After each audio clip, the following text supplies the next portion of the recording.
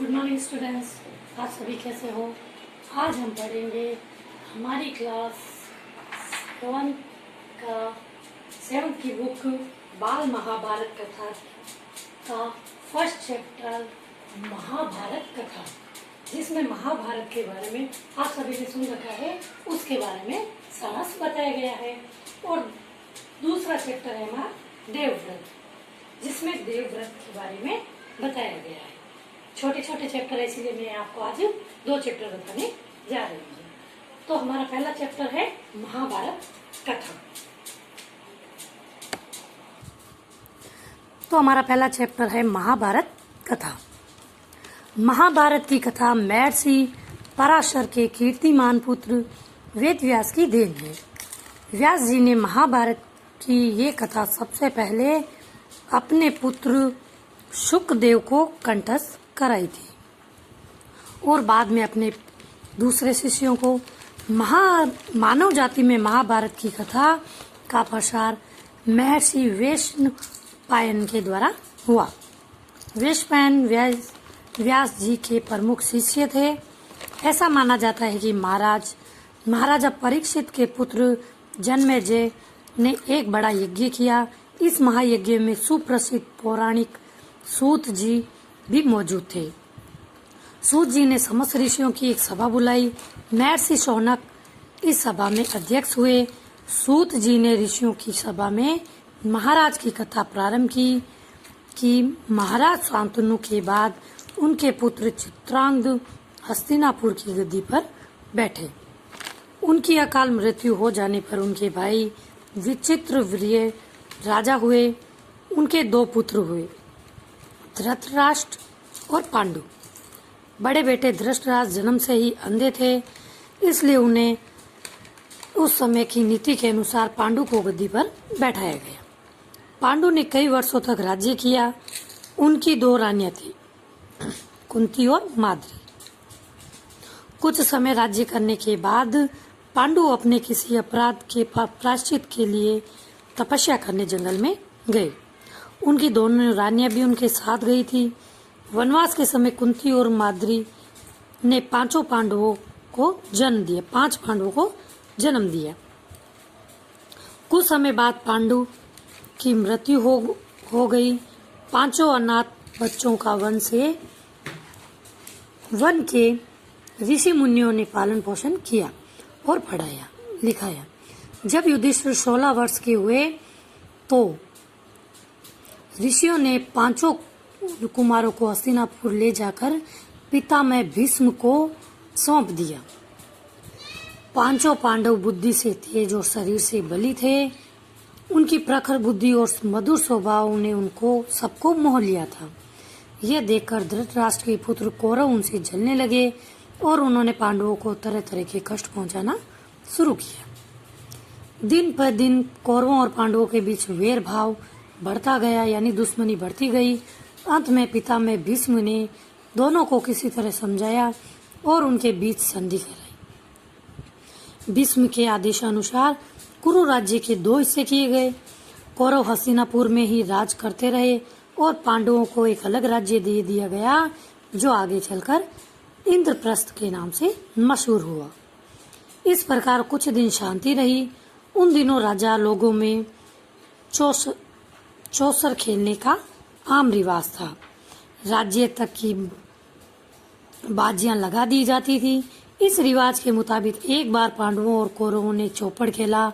कौरवों की तरफ से कुटिल शकुनी खेला। उसने युधिष्ठिर को हरा दिया। इसके फलस्वरूप पांडवों का राज्य छिन गया और उनको 13 वर्ष का वनवास भोगना पड़ा। उसमें एक शर्त ये भी थी कि 12 वर्ष के वनवास के बाद 1 वर्ष करना होगा। उसके बाद उनका राज्य उन्हें लौटा दिया जाएगा। द्रौपदी के साथ 5 पांडव 12 वर्ष वनवास और 1 वर्ष अज्ञातवास में बिताकर वापस लौटे, पर लालची दुर्योधन ने लिया हुआ राज्य वापस करने से इनकार कर दिया। अतः पांडवों को अपने राज्य के लिए लड़ना पड़ा। युद्ध में सारे कौरव मारे गए। तब पांडव उस विशाल साम्राज्य के स्वामी हुए। इसके बाद 36 वर्ष तक पांडवों ने राज्य किया और फिर अपने पोते परीक्षित को राज्य देकर द्रौपदी के साथ तपस्या करने हिमालय चले गए। तो ये थी हमारी संक्षेप में महाभारत की कथा। अब अगली है हमारी देवव्रत। देवव्रत कौन था? गंगा। गंगा एक सुंदर युवती का रूप धारण किए नदी के तट पर खड़ी थी। उसके सौंदर्य और नव यौवन ने राजा शांतनु को मोह लिया था। गंगा बोली, राजन, आपकी पत्नी होना मुझे स्वीकार है, पर इसके लिए पहले आपको मेरी शर्तें माननी होगी। क्या आप मानेंगे? राजा ने कहा, अवश्य। राजा शांतनु ने गंगा की सारी शर्तें मान ली और वचन दिया कि वे उनको पूर्ण रूप से पालन करेगा। समय पाकर गंगा से शांतनु के कई तेजस्वी पुत्र हुए, परंतु गंगा ने उनको जीने नहीं दिया। बच्चे के पैदा होते ही वे उसे नदी में बहती हुई धारा में फेंक देती थी और फिर हंसती मुस्कुराती राजा शांतनु के महल में आ जाती थी। अज्ञात सुंदरी के इस व्यवहार से राजा शांतनु चकित रह जाते। उनके आश्चर्य और शोभ का पारावार न रहता, यानी ऐसे व्यवहार को देखकर वह अचंभित हो उठते। शांतनु वचन दे चुके थे, इस कारण मन मसोर कर रह जाते थे। 7 बच्चों को गंगा ने इसी भांति नदी की धारा में बहा दिया। 8वां बच्चा पैदा हुआ। गंगा उसे भी लेकर नदी की तरफ जाने लगी तो शांतनु से न रहा गया। बोले, माँ होकर अपने नादान बच्चे को अकारण ही क्यों मार दिया करती हो? ये घृणित व्यवहार तुम्हें शोभा नहीं देता। राजा की बात सुनकर गंगा मन ही मन मुस्कुराई, परंतु क्रोध का विनय यानी दिखावा करती हुई बोली, राजन, क्या आप अपना वचन भूल गए? मालूम होता है कि आपको पुत्र से ही मतलब है, मुझसे नहीं। आपको मेरी क्या परवाह है? ठीक है, पर शर्त के अनुसार मैं अब नहीं ठहर सकती। हाँ, आपके इस पुत्र को मैं नदी में नहीं फेंकूंगी। इस अंतिम बालक को मैं कुछ दिन पालूंगी, फिर पुरस्कार के रूप में आपको सौंप दूंगी। यह कहकर गंगा बच्चे को साथ लेकर चली गई। यही बच्चा आगे चलकर भीष्म पितामह के नाम से विख्यात हुआ, यानी प्रसिद्ध हुआ। गंगा के चले जाने से राजा शांतनु का मन विरक्त हो गया, यानी दुखी हो गए। उन्होंने भोग विलास से भी जी हटा लिया, यानी सुख सुविधाओं से जी हटा लिया और राजकाज में मन लगाने लगे। एक दिन राजा शिकार खेलते खेलते गंगा के तट पर चले गए तो देखा किनारे पर खड़ा एक सुंदर और गठिल युवक गंगा की बहती हुई धारा पर बाण चला रहा था। बाणों की बौछार से गंगा की प्रचंड धारा एकदम रुकी हुई थी। ये दृश्य देखकर शांतनु दंग रह गए, यानी अचंभित रह गए। इतने में राजा के सामने स्वयं गंगा आकर उपस्थित हो गई। गंगा ने युवक को अपने पास बुलाया और राजा से बोली, राजन, पहचाना मुझे और इस युवक को? यही आपका और मेरा 8वां पुत्र देवपुत्र है। महर्षि वशिष्ठ ने इसे शिक्षा दी है। शास्त्र ज्ञान में शुक्राचार्य और रण कौशल में परशुराम को इसका मुकाबला कर सकते हैं। यह जितना कौशल योद्धा है उतना ही चतुर राजनीतिज्ञ भी है।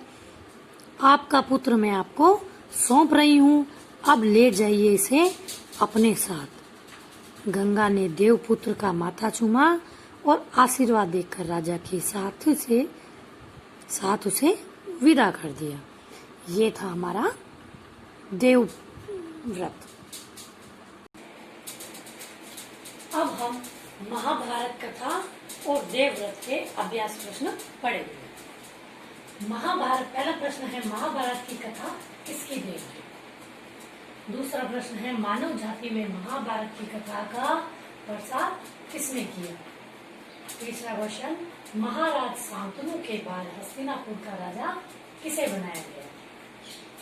चौथा क्वेश्चन है, पांडवों का राज्य किस नाम से प्रसिद्ध हुआ। 5वां क्वेश्चन, पांडवों का राज्य छीनने के बाद पांडव कहाँ गए? ये क्वेश्चन है महाभारत कथा की। अब अगला है देवव्रत की कथा के देवव्रत के अभ्यास प्रश्न, जिसमें पहला प्रश्न है गंगा का विवाह किस राजा से हुआ? दूसरा है गंगा ने अपने कितने पुत्रों को नदी में बहा दिया? तीसरा क्वेश्चन, गंगा राजा शांतनु को छोड़कर क्यों चली गई?